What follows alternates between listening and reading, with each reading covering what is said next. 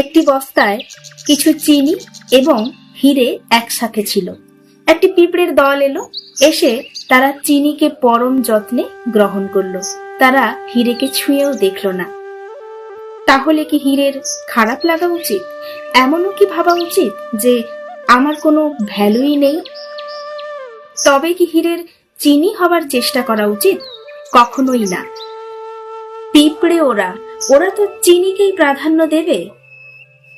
ওরা জানেই না হীরের মূল্য। ওদের চিন্তা ভাবনা বুদ্ধি সবটুকু ওই চিনি পর্যন্তই ঠিক আছে। আপনার আশেপাশে এমন অনেক মানুষ আছে, হতে পারে আপনার ঘর পরিবার, হতে পারে আপনার অফিস, যে কোনো জায়গায় তারা আপনাকে সেই সম্মানটা দেবে না যেটা আপনি ডিজার্ভ করেন। হয়তো তাদের দেবে যারা সে সম্মানের যোগ্যই না।